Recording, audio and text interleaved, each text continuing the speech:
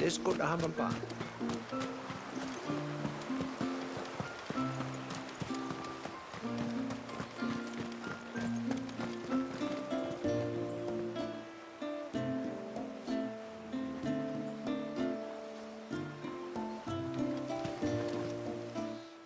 You wouldn't happen to have some time on your hands, would you, Clive? Only I was wondering if you might help me with something else. Don't tell me. Another unruly dominant. Not quite, but a dangerous foe nonetheless. It promises to be quite a hunt.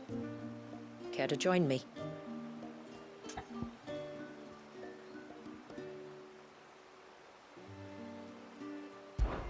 All right. Tell me about our quarry. A fiendish, cold-blooded beast known as a Givra. Normally, we leave such animals well alone, and for good reason. But I have an even better reason to want its tongue. Its tongue. If you'll permit me, tributary, I can explain. Certainly, Yamila. It's been over a week since my sister gave birth to her first child, yet she still isn't back on her feet. We've tried everything to restore her spirits. Physics and nostrums, the laying on of hands and of leeches, but all to no avail. The healers tell me there's only one hope left. A broth as potent as its ingredients are perilous to procure. It isn't only Yamila's sister who stands to benefit from this, by the way. There's her baby to think of, and Walyas, too. She'd agreed to be his wet nurse, you see. I'd be glad to help. Thank you. Our hunters have no shortage of skill, but this task calls for more than that. And it won't be achieved through weight of numbers either. The Givra is as wary a foe as it is a deadly one. 2 hunters might catch it unawares, but any more than that, and it would pick up our scent a league away. Then it is decided. The 2 of you will go, while Jill and I occupy ourselves here. Perhaps we might help prepare the broth. That would be most kind of you. Come then, Clive. The river of time flows fast, and so must we. There's a Givra that has claimed the ruins at the foot of the mountain as its hunting ground. But as I say, they are wary creatures. We'll need suitable bait to draw it out. The flesh of a forest ibex should suffice. To the forest, then.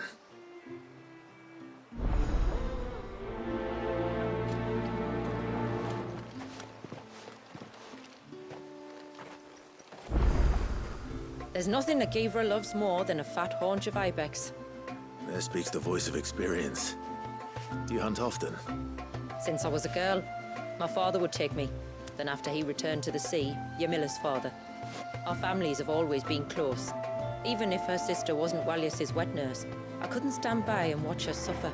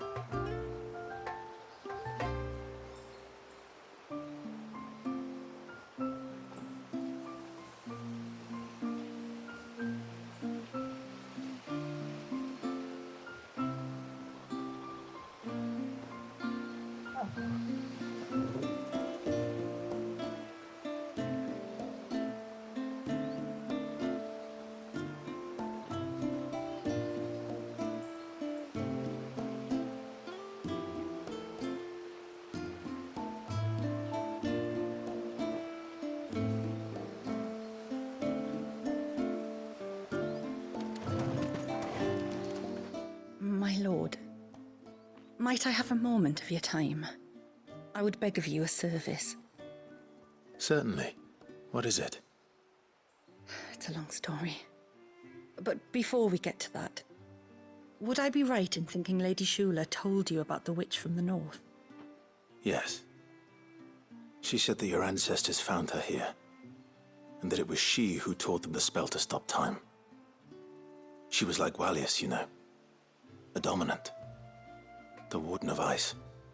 My great-grandmother suspected as much. She cared for the poor woman when the end was near. And it was she whose duty became to attend her grave. A duty that was passed down to me. I see. And the service you would beg of me? Well, until recently, the path to the grave had long been blocked by a fallen tree. But when our woodsmen finally found time to move it, we quickly realized it might have been better had they not. On trying to clear the rest of the path, you see, we discovered that a flock of bloodthirsty beasts had claimed the cliffs beyond. None of us was a match for them. But you, my lord, have proven your strength many times over. Would you drive them away for us? Of course.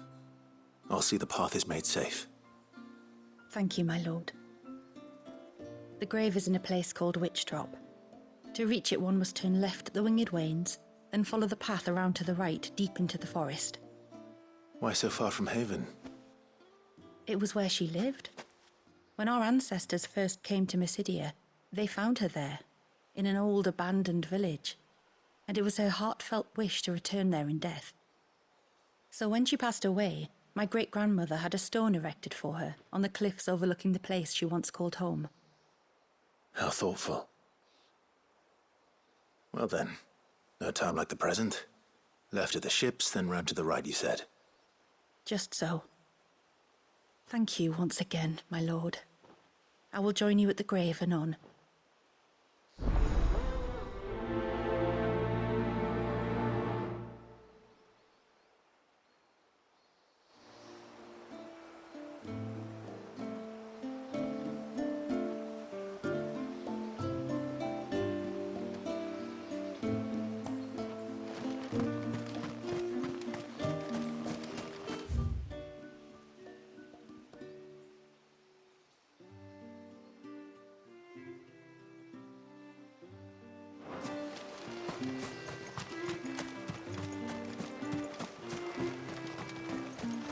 I heard the tributary can fell an ibex from 100. Here, mister!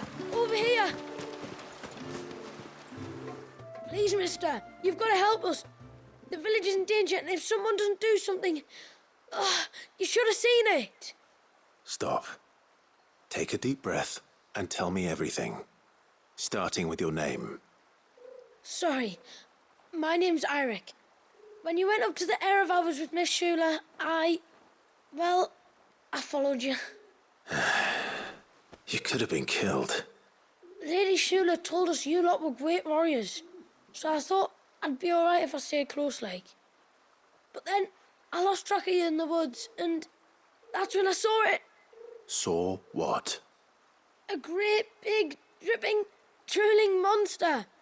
Spitting out great spouts of water it was, that were tearing up the ground and cutting down trees. Spouts of water. I don't recall seeing anything like that in the forest. Well, I did, and I don't ever want to see it again. You'll get rid of it, won't you? All right. If this creature is as terrible as you claim, it could well pose a threat to the village. I'll see what I can do. Thanks, mister. It was over by the Swift one that I saw it. Maybe it's still there. Then that's where I'll start my search. But this time, you're going to stay here. Understood? I wouldn't go through those gates for 1,000 gil. Not with that thing out there. Good luck, though.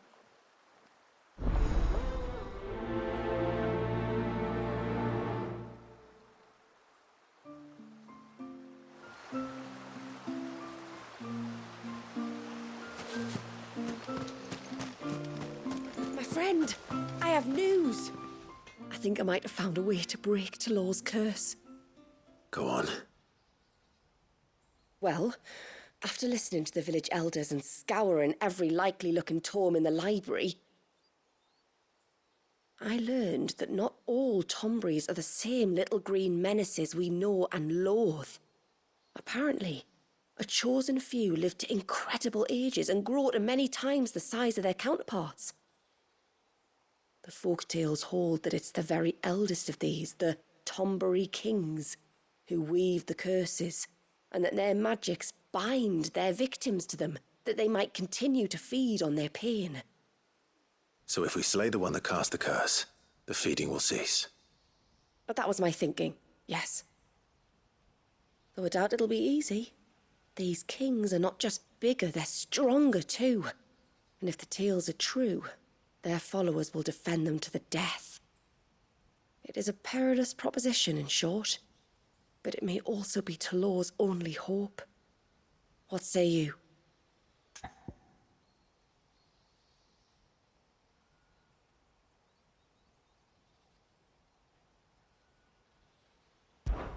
I'll do it.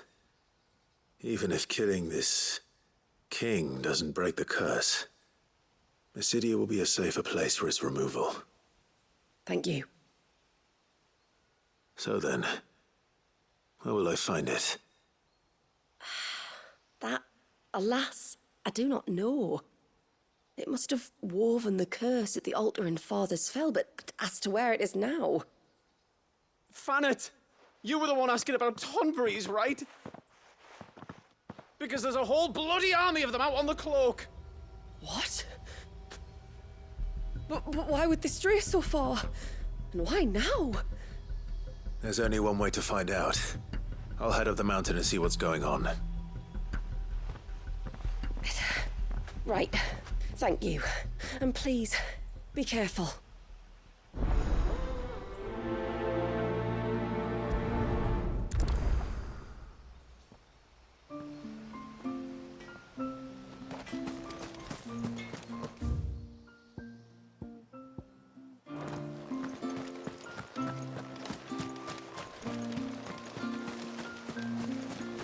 Praise be to the heavens.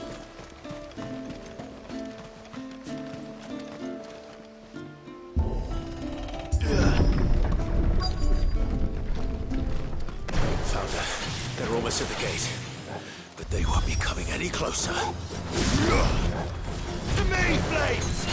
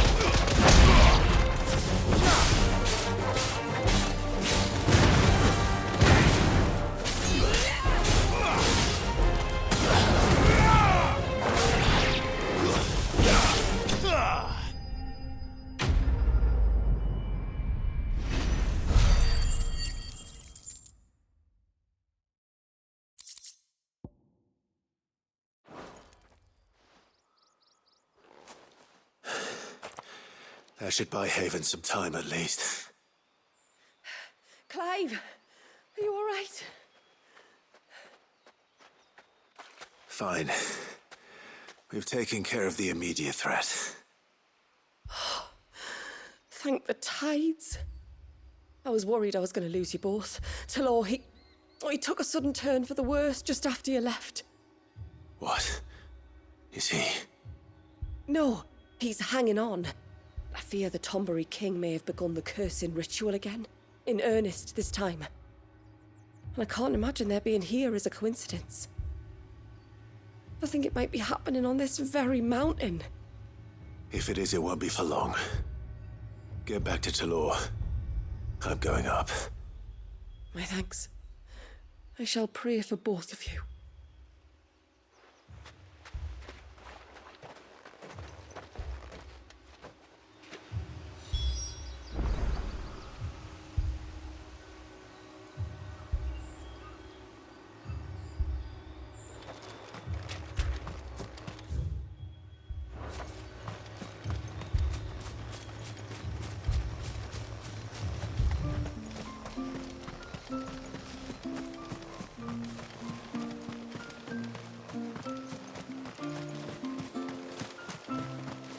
That's him.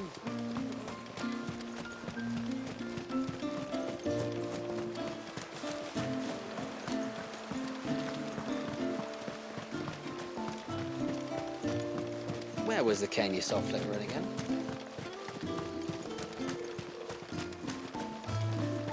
A storm for the ages, though.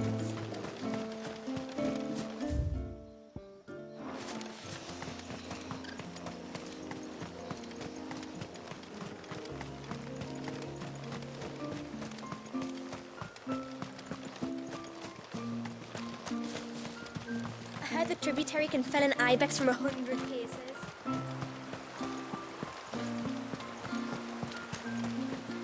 So the storm has finally passed.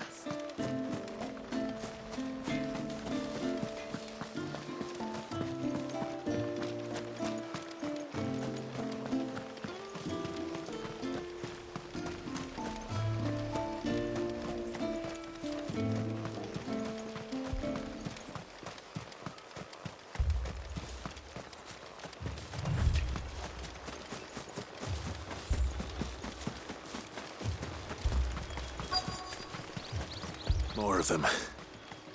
Come on, then. I crave an audience with your king.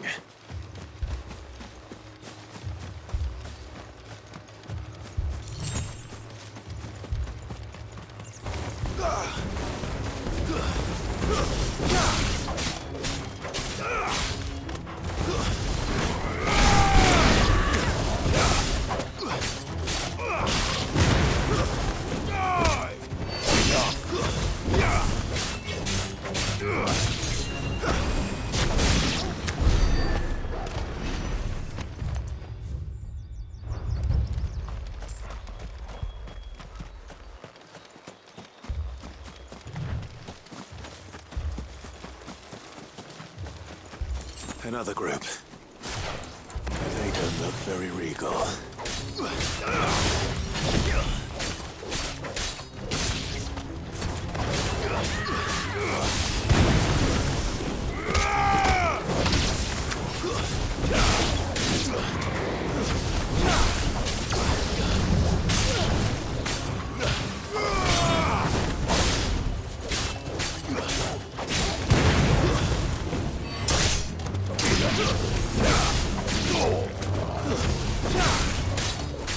Farewell.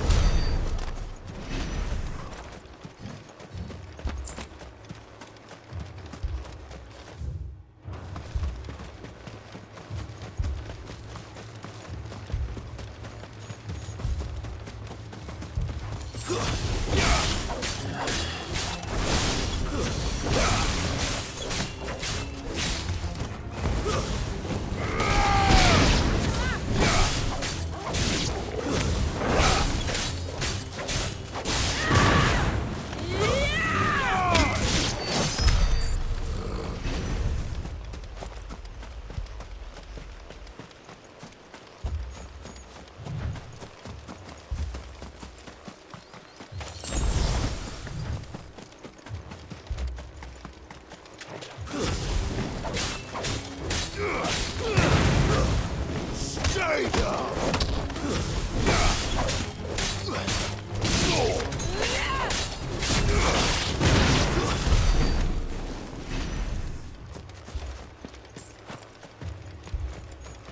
Still no sign of the king. Could Fanad have been wrong?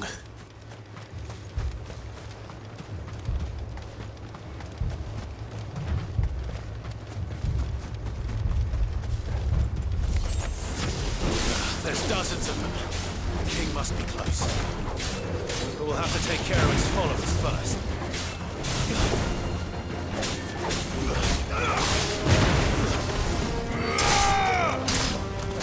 It's over.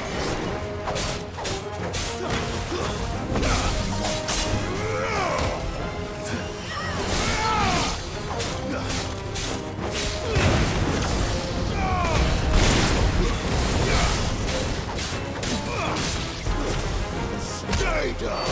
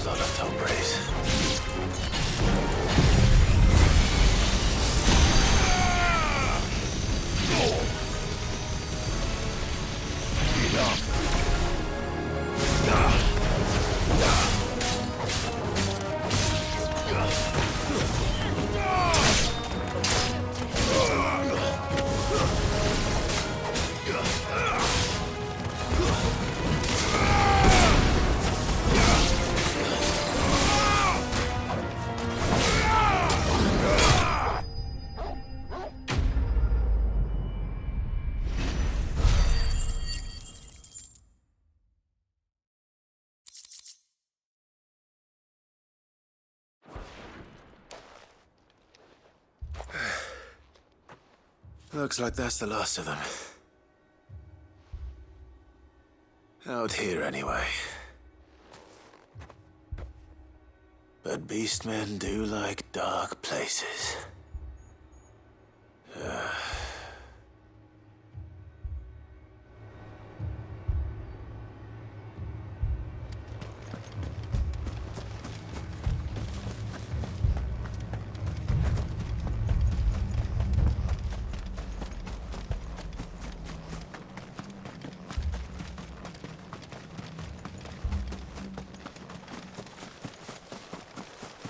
Well, I'll be damned.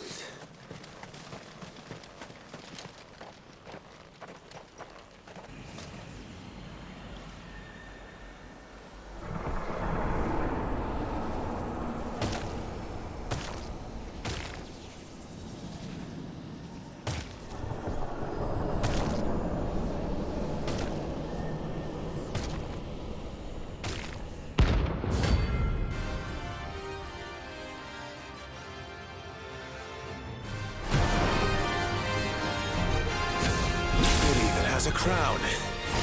Sorry, Your Majesty, but your reign ends here. Get too slow.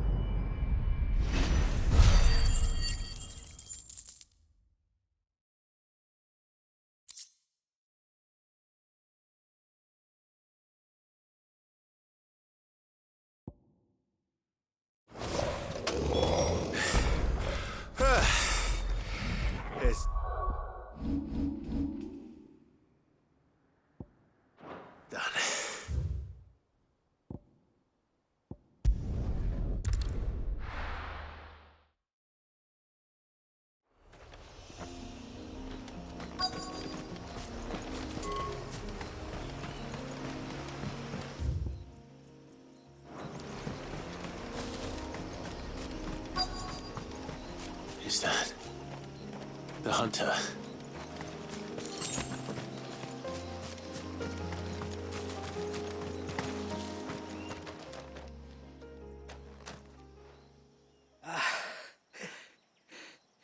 It's you. Nasef's savior. Are you all right? What happened?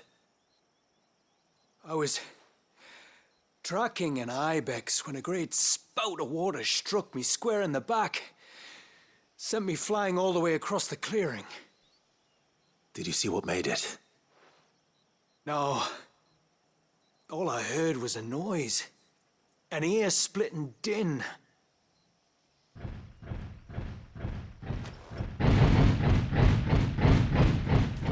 Might this be the culprit?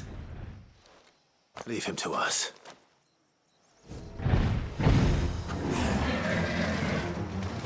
You've caused enough trouble.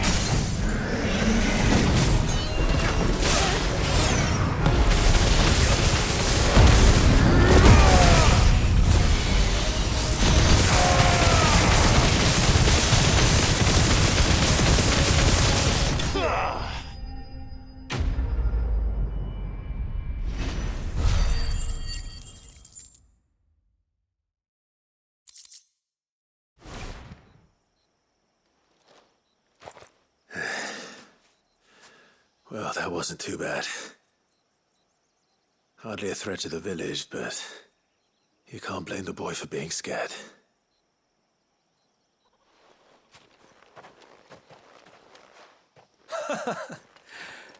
You made that look a lot easier than it was. Do you think that was the beast which attacked you? That thing? Not a chance. Would have heard it coming a league away. And the blast of water that hit me was beyond anything an Archelon can manage. Oh. A boy from the village sent me in search of a beast that could conjure such things, but...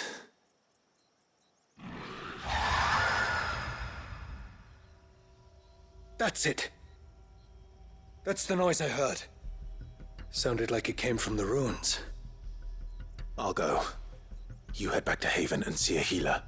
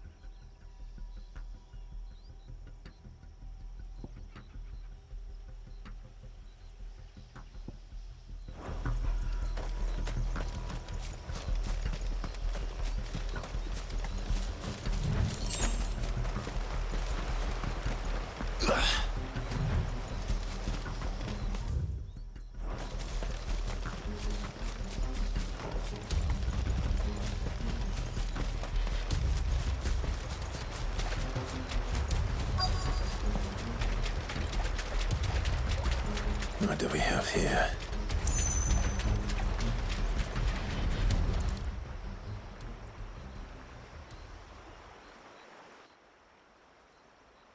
Found her. Something's been busy. Whatever this creature is, it's out for blood.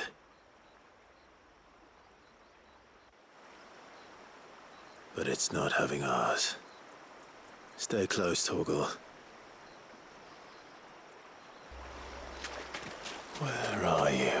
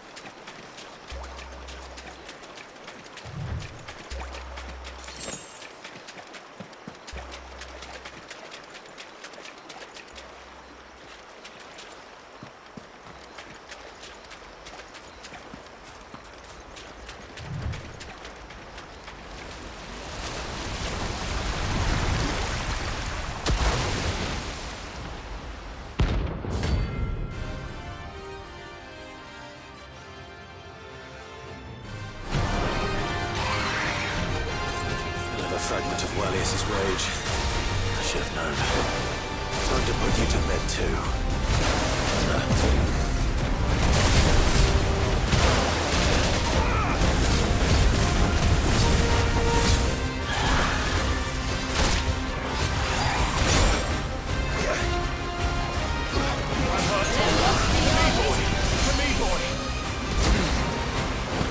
Let's roll, Eddie.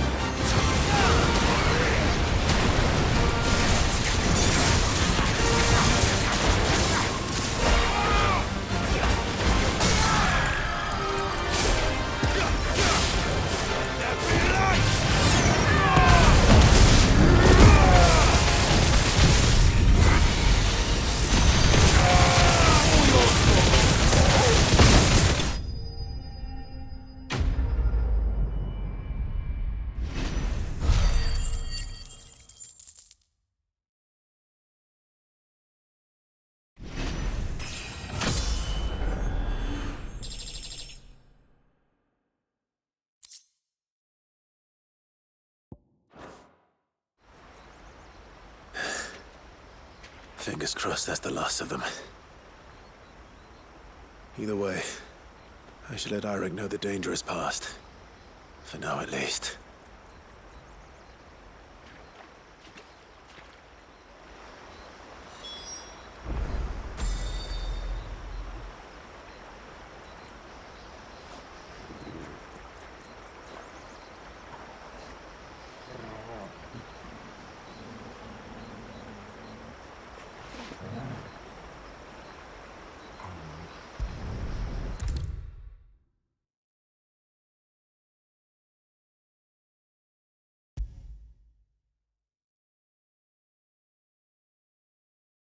How many times do we have to tell you? You're not to go out. You're back! So? Did you find the fiend that attacked me and young Eirik here? I did. It won't be troubling you anymore. Yes! I knew you'd get it. Only because you warned me of its existence. Not that you should ever have learned of its existence, but all's well that ends well, I suppose. What was it, anyway? A manifestation of Leviathan's power. When we visited Wallius in the Surge, he was angry and afraid. The Icon summoned these creatures for his protection. Though why one would be wandering the ruins of Riversmeet, I don't know. Maybe it was looking for his mum. That's where she died, isn't it? The Falls. The Falls? Aye. When they took her baby, she threw herself off the top. We go there once a year to pay our respects. The whole village. Enegi is a part of its master's spirit, but Wallius wouldn't have been aware of what had happened to his mother, would he? Well, either way, you did us a favor putting that thing to rest. Us and Wallius. Thank you. Aye. Thanks, mister.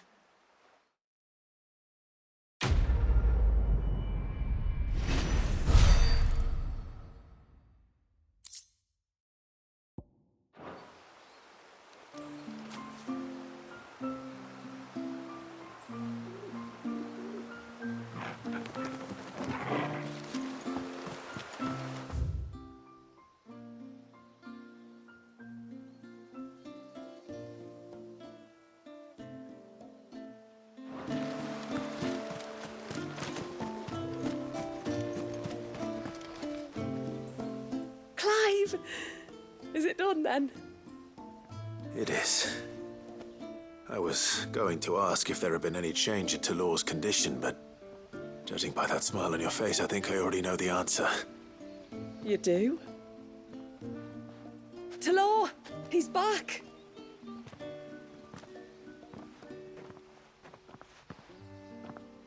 Thank you, my lord. I can never repay you for everything you've done for me. I owe you my life. I'm just glad the curse is lifted. There is one thing I'd like to know, though. If you don't mind my asking. What made you seek the Tombury's help in the first place? Oh, that...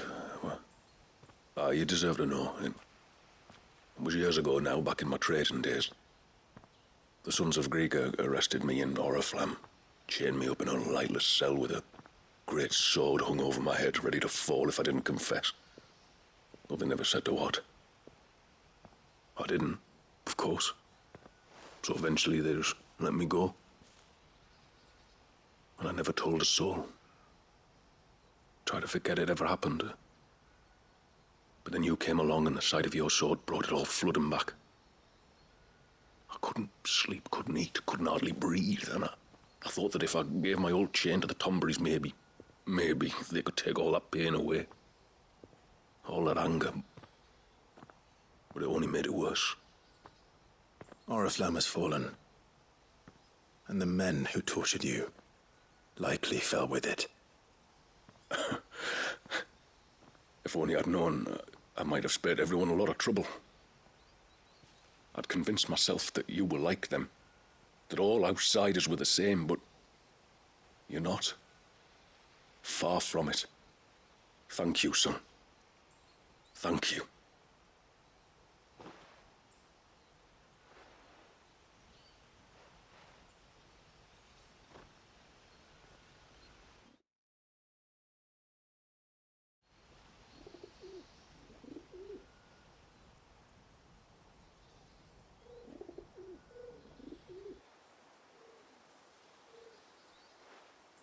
Clive, there's something I need to tell you. After we parted ways on the path to the cloak, I went straight back to Talor and explained to him what you were doing on his behalf. And just like that, his pain began to fade. What do you mean? Just like that? The Tonbury King would have still been alive. I had to contend with dozens of his minions before I found him. Then, perhaps one of them warned him of your coming and he broke off his ritual. Or, perhaps knowing that an outsider was fighting for him was what lifted the weight from Talor's heart. I know, from experience, that many illnesses are not wholly physical, but of the spirit, at least in part. Was there ever really a curse then? Or was Talor simply suffering from the pain of his memories? And the guilt of what he'd done? For all the difference it makes. I suppose we'll never know. Maybe not. But this much I do know.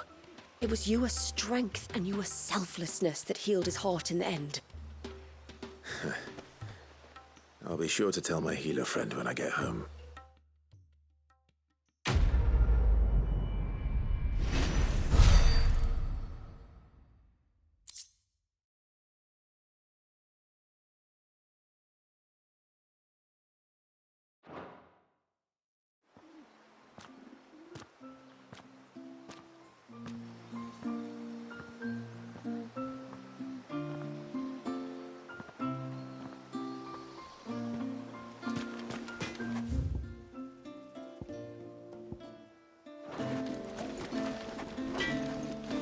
Reckon my steel's just as good as any.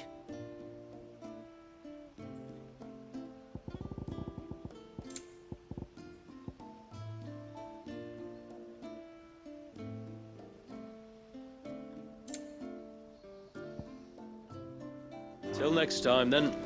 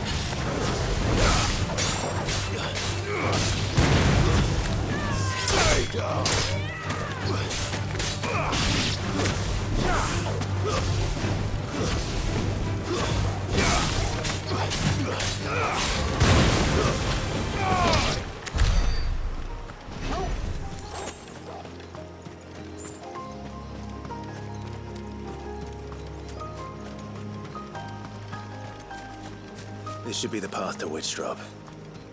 Hungry, Torgal?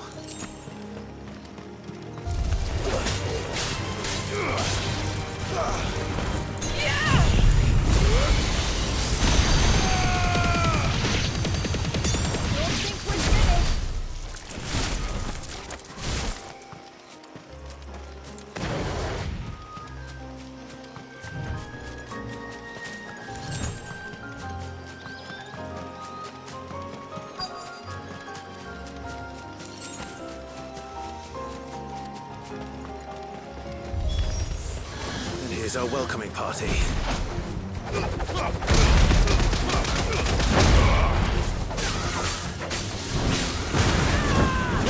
Off, Blade.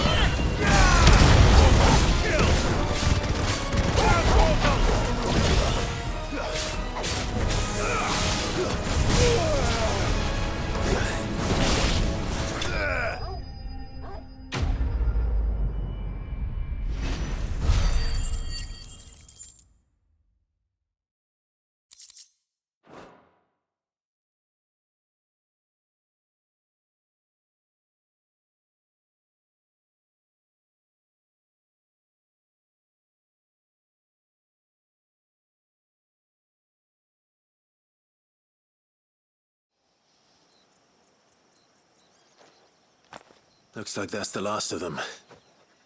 Now, where's the grave?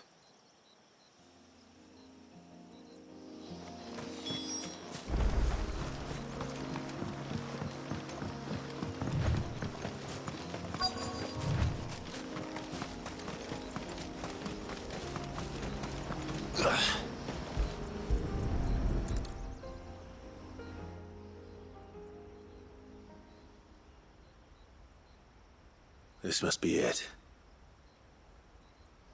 My lord, thank you for making the path safe again. Ise. Was that her name? Yes. Hardly the most fitting tribute for a dominant, is it? A rough-hewn stone with naught but a given name engraved on it. But my ancestors had only been here a matter of weeks when she passed.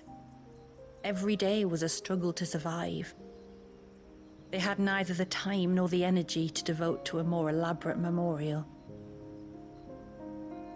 Yet they spared what they could to grant her wish, that even in death she might continue to watch over her home. She lived down there then?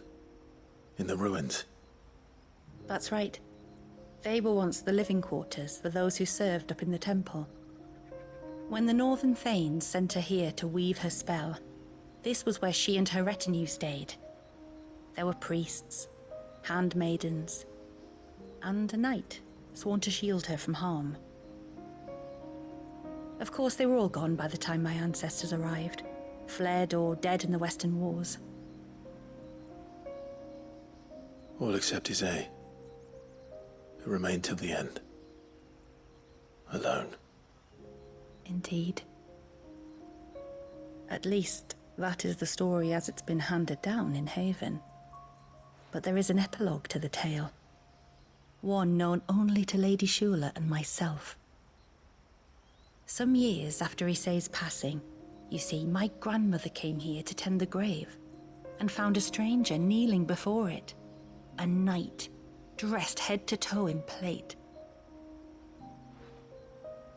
She asked of him who he was and whence he had come, but received no answer. The only words he spoke were, "Tell me true, whose grave is this?" So she told him of how her people had met and cared for Ise, and how she had died. His only reaction was to stare up at the air of hours in silence. Then he left, never to be seen again. You said he was wearing plate. Was it black and gold? Do you know something of him? When we went up to the Air of Hours to unravel the spell, we were set upon by a shade in the shape of a knight in full plate. It manifested in front of the Vare, and in its ether, I felt Shiva, the witch. You think this may have been the same man my great-grandmother met? Ise's knight? I don't know. Maybe. All I can say for sure is it was intent on protecting her creation. Or perhaps her spirit? What remained of her ether, preserved in the Vare? Perhaps his spirit too became enraveled in her spell, frozen in an eternal vigil. Till we ended it. If the shade you fought was Ise's knight, then ending it was the greatest gift you could have given him. Now he can return to the sea, to be with his lady once more. And if his spirit should ever return here to visit her grave, I shall ask his name, that I might carve it in the stone next to hers. That they might be together. Once and for all.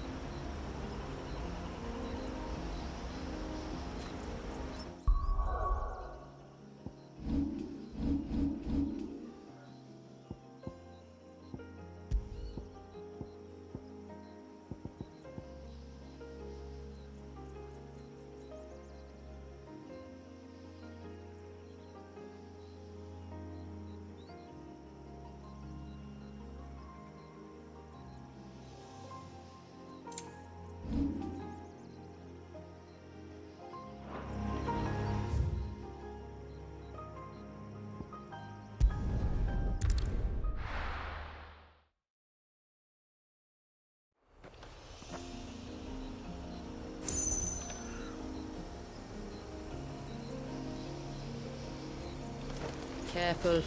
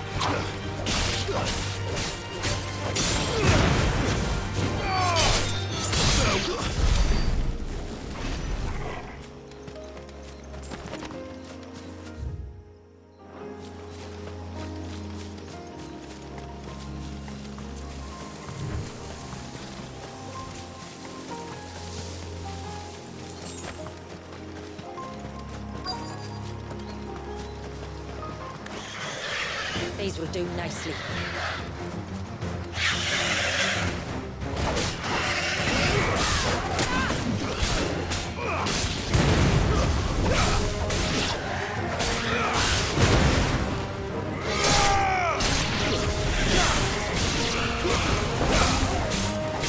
Enough!